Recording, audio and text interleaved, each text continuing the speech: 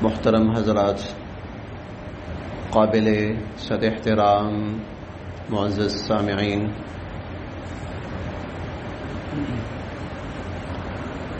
اولاد اللہ رب العزت کی بہت بڑی نعمت ہے۔ اللہ تعالیٰ کے بہت سے انعامات ہیں اور بہت سی نعمتیں ہیں، اور ان انعامات اور ان نعمتوں میں سے ایک نعمت اولاد بھی ہے۔ اور یہ اولاد اتنی بڑی نعمت ہے کہ حضرات انبیاء علیہم السلام میں سے ایسے بھی انبیاء علیہم السلام گزرے ہیں، اور بڑے اولو العزم اور جلیل القدر انبیاء علیہم السلام گزرے ہیں کہ جن کے ہاں اولاد نہیں ہوئی تھی، تو شادی کو اتنا عرصہ گزر گیا کہ وہ بڑھاپے کو پہنچ گئے، وہ بوڑھے ہو گئے ہیں، وہ بڑھاپے کو پہنچ چکے ہیں، لیکن اس کے باوجود بھی اولاد کی خواہش ختم نہیں ہوئی، اور بڑھاپے میں پہنچ کر بھی اللہ سے دعا مانگتے رہے ہیں کہ یا اللہ ہب لی من لدنک ذریۃ طیبہ، اے اللہ میں آپ سے نیک اولاد کی اب بھی دعا مانگتا ہوں۔ حالانکہ بڑھاپے میں پہنچ کر بھی اللہ تعالیٰ کی رحمت متوجہ ہوتی ہے، اولاد کا فیصلہ ہوتا ہے۔ حضرت زکریا علیہ السلام ہیں اور حضرت ابراہیم علیہ السلام ہیں، دونوں کا ملتا جلتا واقعہ ہے، الفاظ بھی ملتے جلتے ہیں، حالات بھی ملتے جلتے ہیں دونوں کے۔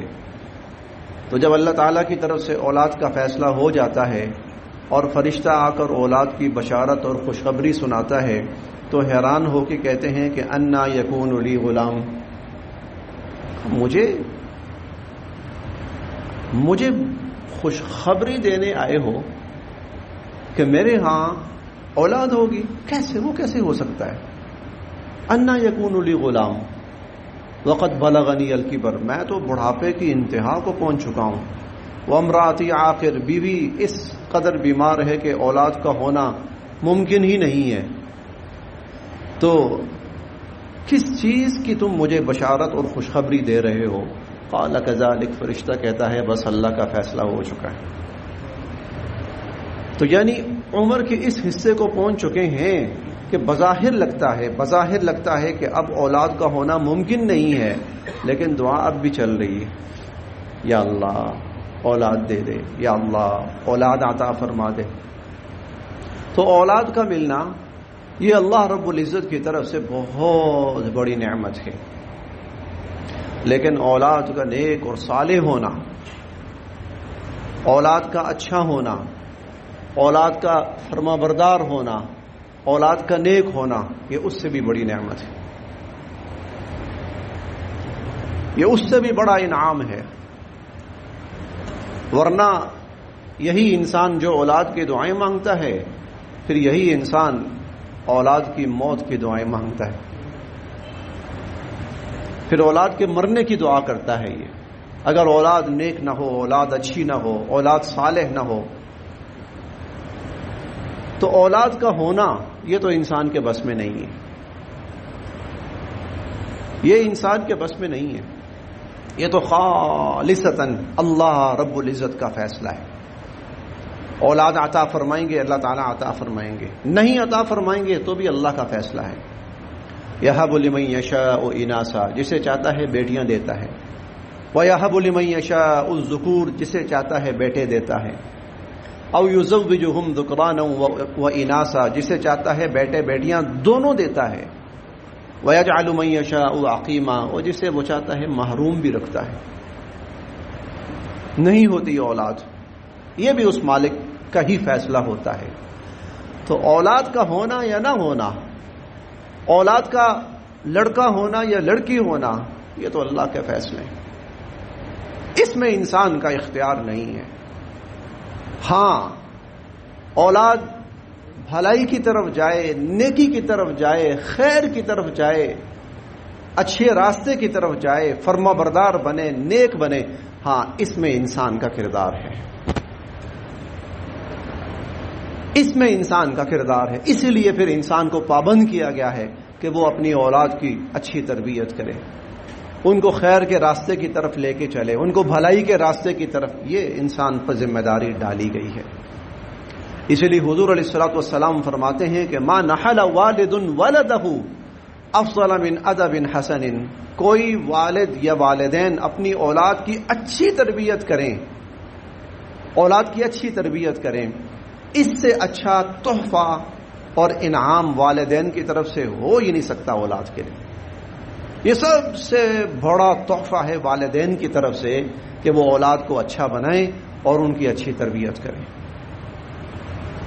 تو چند موٹی موٹی باتیں آج آپ کے سامنے عرض کرنی ہے کہ اولاد کی اچھی تربیت کیسے ہو سکتی ہے، اولاد اچھی بنے کیسے، اس کے لیے کیا کرنا ہے والدین کو، والدین کا کیا کردار ہے اس کے اندر۔ میں انشاءاللہ وہی باتیں عرض کرنی ہے جس میں والدین کا کردار ہے۔ کچھ فیصلے خدا کی طرف سے ہوتے ہیں، وہ پھر اللہ کے معاملات ہیں، لیکن جن میں والدین کا کردار ہے۔ تو یاد رکھیے، سب سے پہلے جب انسان پیدا ہو، بچہ پیدا ہو، تو والدین کا پہلا قدم یہ ہونا چاہیے، پہلا سٹیپ، اس کا نام صحیح رکھیں، اس کا اچھا نام رکھیں، ایسا نام جس سے اس کا مسلمان ہونا ظاہر ہو، ایسا نام جو اس کے اندر اللہ کی بندگی اور اللہ کی عبادت اس کا تصور ظاہر کرے، ایسا نام جس سے حضور علیہ الصلوۃ والسلام کے ساتھ اس کی نسبت کا اظہار ہوتا ہو، بچہ ہو یا بچی ہو، نیک خواتین کے ساتھ اس کی نسبت ہوتی ہو، ایسا نام، نیک بندوں کے ساتھ اس کی نسبت ہوتی ہو، ایسا نام رکھیں نیک بندوں کے ساتھ اس کی نسبت ہوتی ہو۔ بچی کا نام ایسا رکھیں نیک خواتین کے ساتھ اس کی نسبت ہوتی ہو۔ یاد رکھیے گا، یہ جو نسبت ہے نا، یہ اس کو جوڑ دے گی۔ اگر اس کی نسبت اللہ کے نیک بندوں کے ساتھ ہے تو اللہ پاک اس نسبت کی لاج رکھتے ہوئے اس کو اس لڑی میں لے کے چلیں گے، اور اگر اس کی نسبت، بچی کی نسبت نیک خواتین کے ساتھ ہوگی تو اللہ پاک اس کے اثرات اس کے اوپر ڈالیں گے، انشاءاللہ ڈالیں گے۔ یہ پہلا فرض ہے والدین کا۔ یہ آج کل جو الٹے سیدھے نام چل پڑے ہیں نا ہمارے ہاں، تو ابھی کچھ عرصے کے بعد آپ دیکھیے گا کہ اس اولاد کی نسبت کہاں جاتی ہے اور ان کے رجحانات کہاں جاتے ہیں اور ان کے شوق کیسے ہوتے ہیں۔ بہت ہی عجیب و غریب قسم کے نام۔ تو پہلی چیز، نام رکھیے، اچھے نام رکھیے۔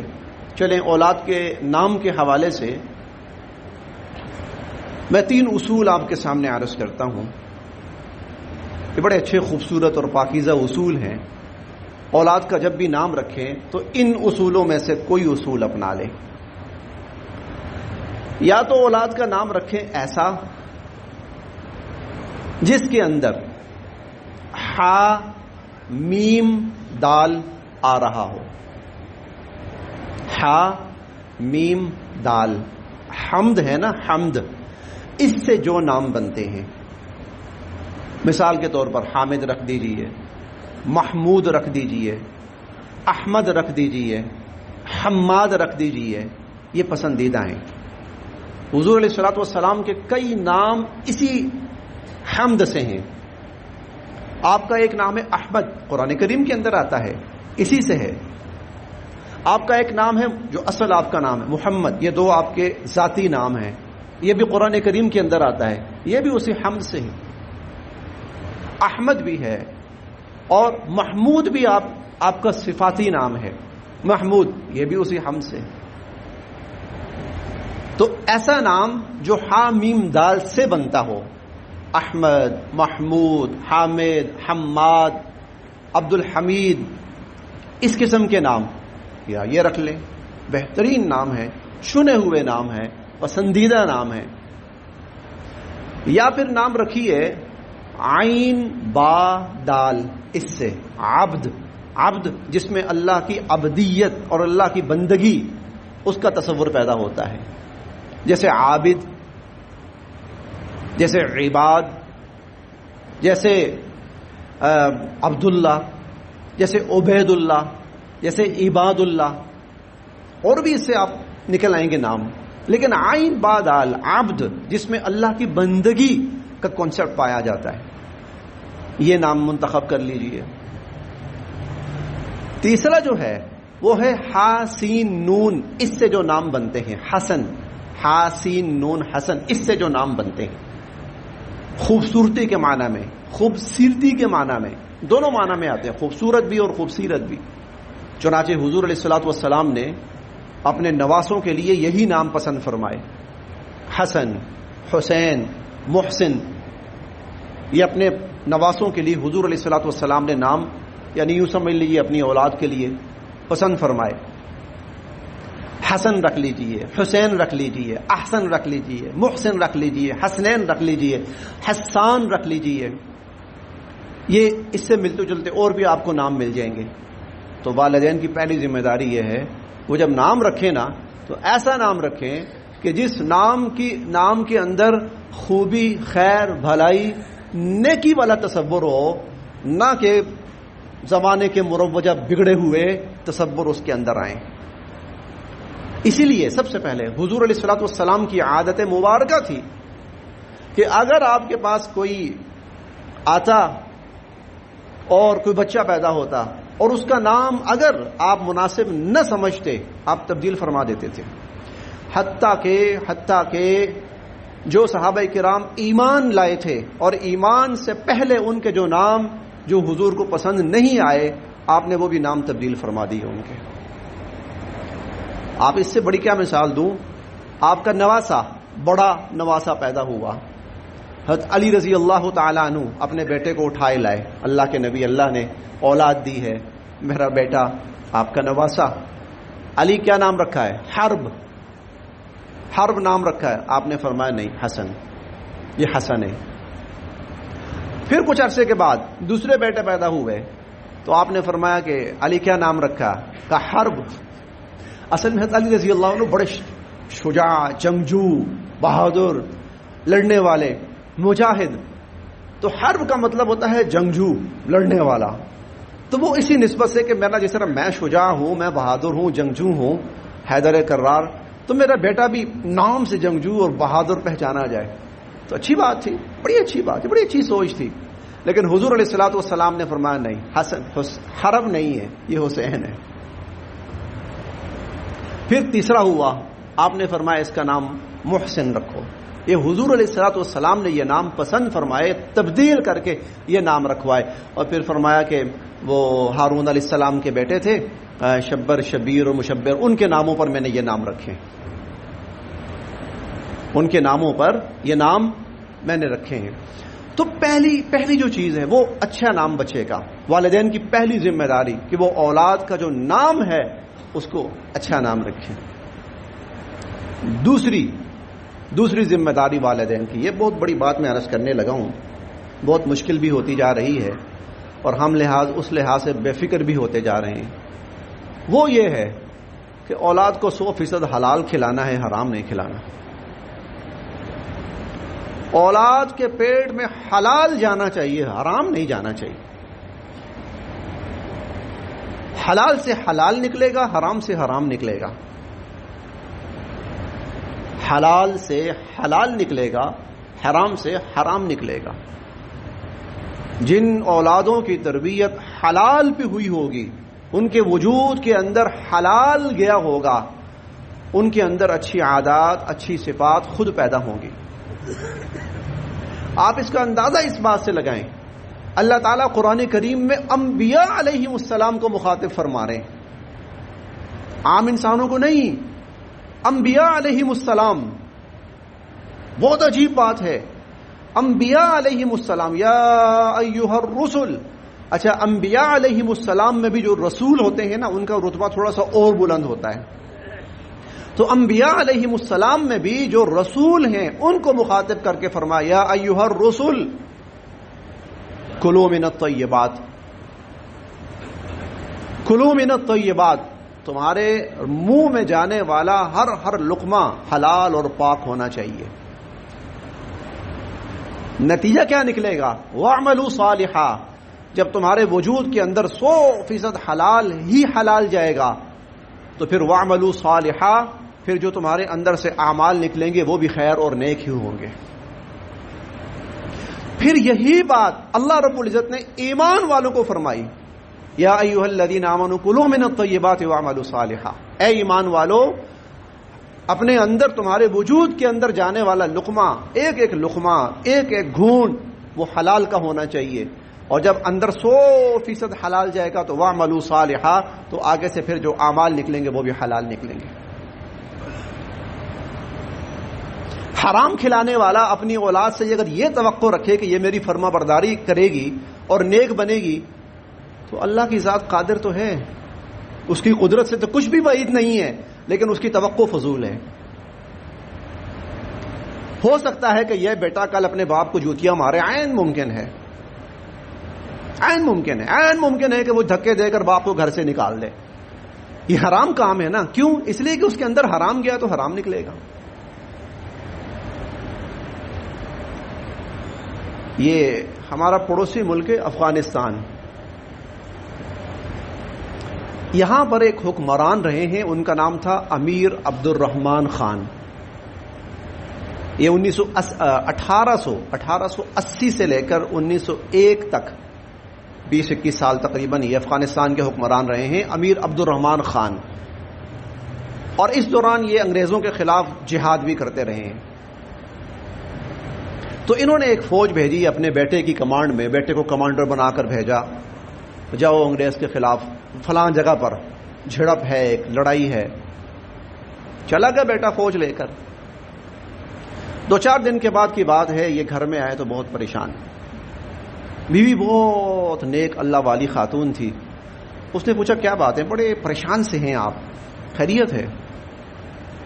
کہنے لگا بیٹے کو بھیجا تھا فوج دے کر لڑنے کے لیے، لیکن مجھے اطلاعات یہ ملی ہیں کہ اسے شکست ہو گئی ہے اور وہ اسے میدان چھوڑ کر بھاگنا پڑا ہے۔ اس کی بیوی کہنے لگی نہیں ہو سکتا، نہیں ہو سکتا، جاؤ تیرا بیٹا میدان چھوڑ کے بھاگا نہیں ہے۔ وہ کہنے لگا مجھے ہماری انٹیلیجنس ہوتی ہے، اس نے مجھے اطلاع دی ہے، وہ ایسے ہی اطلاع نہیں دیتے۔ وہ کہتی ہوگی، مجھے نہیں پتا انٹیلیجنس کیا ہوتی ہے، کیا نہیں ہے یا نہیں ہے، لیکن ایک بات یاد رکھ لو، تیرا بیٹا میدان چھوڑ کے بھاگا نہیں۔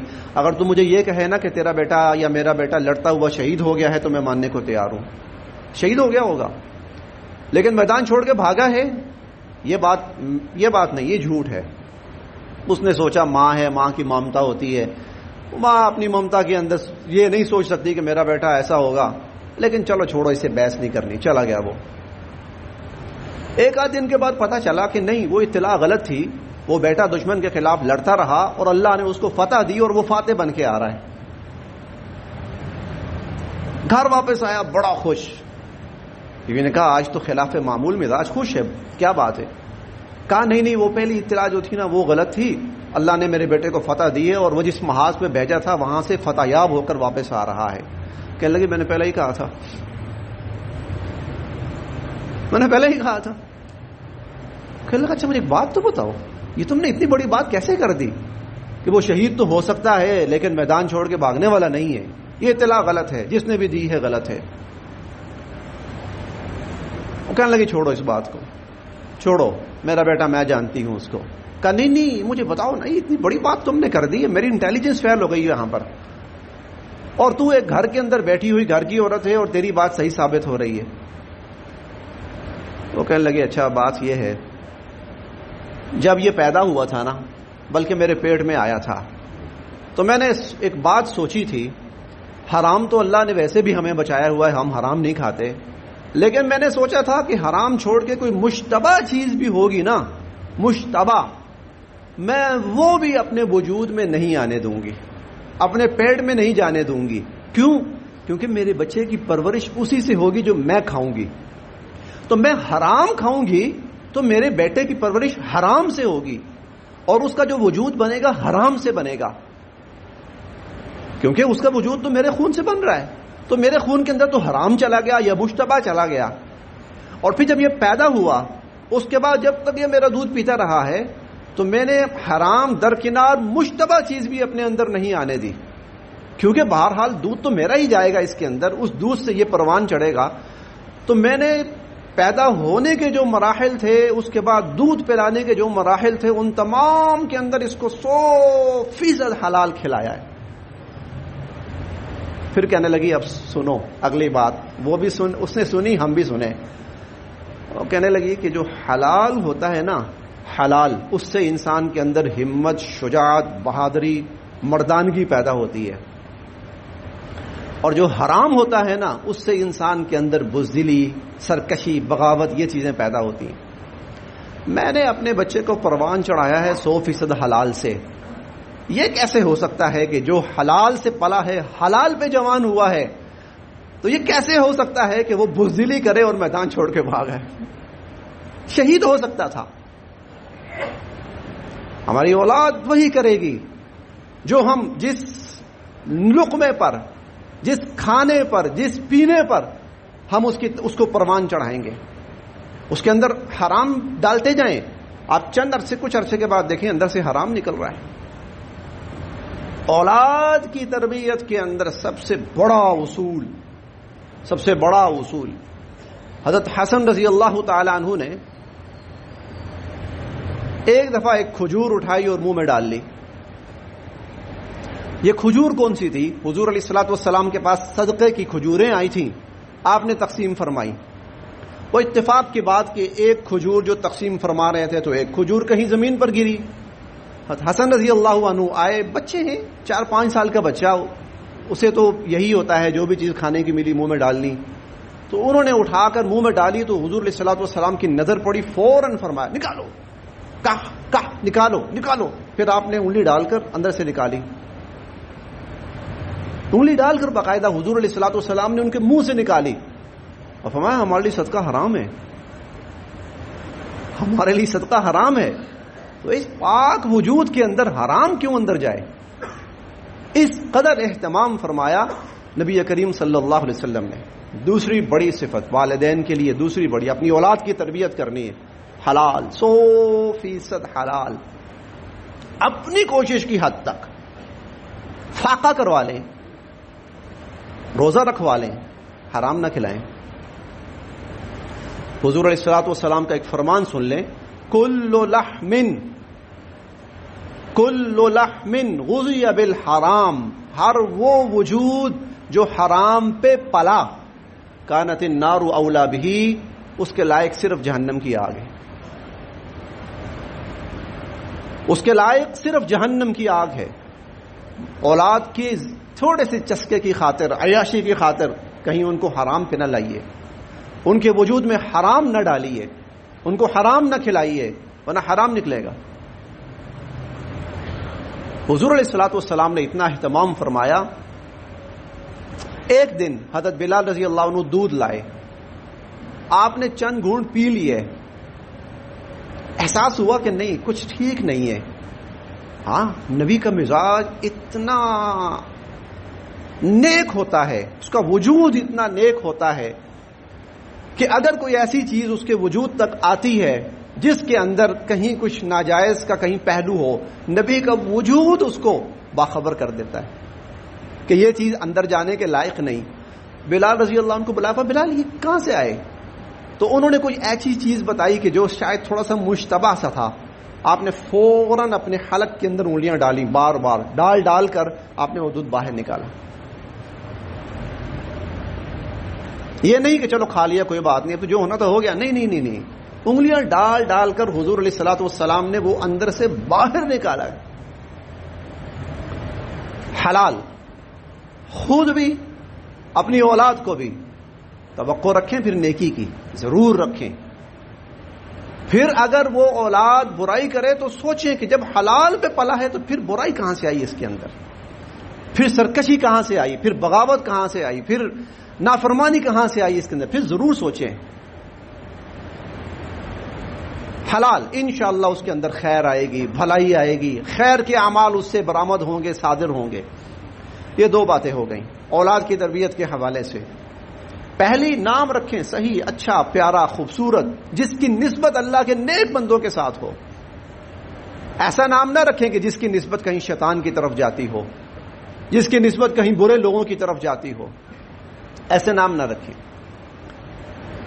تیسری چیز، والدین اولاد کے لیے والدین سب سے بڑا نمونہ اور مثال ہوتے ہیں۔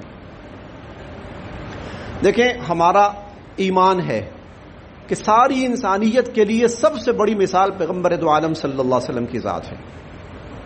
لقد کان لکم فی رسول اللہ اسوۃ حسنہ، یقیناً تمہارے لیے اللہ کے رسول صلی اللہ علیہ وسلم سب سے بہترین مثال ہیں۔ اسوہ حسنہ، سب سے بہترین حسنہ اسوہ اور مثال حضور علیہ الصلوۃ والسلام ہے۔ یہ ہمارا ایمان ہے۔ لیکن بچے کے سامنے اس کے ماں باپ ہوتے ہیں، اس کے لیے سب سے بڑی مثال ماں باپ ہوتے ہیں۔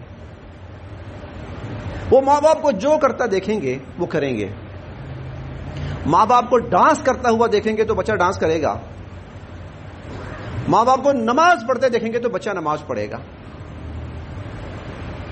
کر کے دیکھ لیں، جن گھروں کے اندر مائیں نماز پڑھتی ہیں، آپ دیکھیں بچے نے اگر اس کے جسم پر کپڑے نہیں بھی ہیں نا، والدہ کہیں اسے کپڑے تبدیل کروا رہی تھی، تو بچہ اسی حالت میں، یعنی سال ڈیڑھ سال کا ہے جو بڑی مشکل سے ابھی چل پا رہا ہے، بڑی مشکل سے چل پا رہا ہے، ایسا بچہ کپڑے نہیں بھی ہیں نا تو وہ بے لباس ہے، تو وہ اس حال میں بھی بھاگ کے کہیں مصلی کے اوپر آ کے کھڑے ہو کے نماز پڑھنے کی کوشش کرے گا، بچہ ہو یا بچی، اگر اس نے ماں باپ کو نماز پڑھتے ہوئے دیکھا ہے۔ اگر وہ بچے کو ماں باپ جیسے ہوں گے اولاد ویسی کرے گی۔ ماں باپ سب سے بڑی مثال ہیں اولاد کے لیے، اور ماں باپ میں اتنا ضرور ہونا چاہیے کہ وہ اولاد سے کہیں کبھی باپ کو ایسے کرتے ہوئے دیکھا ہے؟ ہمارے ایک نمازی ساتھی تھے، یہ واقعہ میں پہلے بھی بیان کر چکا ہوں، اب تو یہاں سے وہ ویلنشیا شفٹ کر گئے، اے بلاک میں رہتے تھے، اکثر نماز یہیں پڑھا کرتے تھے۔ انہوں نے اپنا واقعہ خود بتایا مجھے۔ گھر میں ہی تھے والد، تو دروازے پہ نوک ہوئی تو چھوٹا بیٹا، اس نے اوپرلے پورشن میں تھے تو اوپر سے جھانک کے نیچے دیکھا تو بڑے بھائی کے دوست آئے ہوئے تھے۔ اس نے بڑے بھائی سے کہا، بھائی وہ نیچے آپ کے دوست آئے ہوئے ہیں، نیچے آپ کے دوست آئے ہوئے ہیں۔ وہ کہنے لگا، ان سے کہہ دو میں گھر میں نہیں ہوں، ان سے کہہ دو میں گھر میں نہیں ہوں۔ باپ سن رہا تھا، اس نے کہا، ایک منٹ ٹھہرو، کبھی باپ کو دیکھا کوئی دروازے پہ آیا ہو اور میں نے تمہیں کہا ہو کہ ان سے کہہ دو باپ گھر پہ نہیں؟ یہ بچہ کبھی جھوٹ نہیں بولنے والا، جس کے باپ نے اتنا بڑا تھپڑ اس کے منہ پہ مارا ہے۔ کبھی باپ کو دیکھا ہے دروازے پہ کوئی آیا ہو اور باپ نے یہ کہا ہو ان کو کہہ دو کہ میں گھر پہ نہیں ہوں؟ اور پھر اسے کہا، تم نے ایسے دوست کیوں بنائے ہیں جن کو تجھے یہ کہنا پڑتا ہے کہ میں گھر پہ نہیں ہوں؟ ایسے دوست کیوں بنائے ہیں جن کو یہ تجھے کہنا پڑ رہا ہے، چھوٹے بھائی کو، کہ ان کو کہو کہ میں گھر پہ نہیں ہوں؟ ایسے دوست کیوں بنائے تو نے؟ باپ یہ ہونا چاہیے، باپ کہہ سکے، ماں کہہ سکے اپنی اولاد کو۔ کبھی ماں کو دیکھا ہے کہ اس نے کسی کی غیبت کی ہے، اس نے کسی پر بہتان لگایا ہے، اس نے کسی کے سامنے زبان درازی کی ہے؟ باپ کہہ سکے۔ کبھی دیکھا ہے باپ کو کہ اس نے نماز چھوڑی ہے؟ بیمار ہے، تندرست ہے، کبھی باپ کو دیکھا ہے کہ اس نے گانا سنا ہے، فلم دیکھی ہے؟ باپ سب سے بڑا کردار ہے، باپ سب سے بڑا رول ماڈل ہے۔ والدین کہہ لیجئے، والدین سب سے بڑا رول ماڈل ہیں۔ والدین ایسے ہوں کہ اولاد کو شرم آئے کہ نہیں، ہم یہ کام نہیں کر سکتے کہ ہمارا باپ وہ کیا کہے گا، یا ہماری ماں ہمیں کیا کہے گی۔ والدین سب سے بڑے، ایسے والدین بن کے دکھائیں اپنی اولاد کو۔ ظاہر ہے جو باپ نماز نہیں پڑھتا وہ کیسے اولاد کو کہہ سکتا ہے کہ نماز پڑھی کہ نہیں پڑھی؟ اولاد دے گی تو نے پڑھی ہے۔ جو باپ گالیاں دیتا ہے وہ کیسے اولاد کو کہہ سکتا ہے کہ خبردار جو گالی دی؟ تو اولاد کہے گی 24 گھنٹے تیرے منہ سے کیا نکلتا ہے؟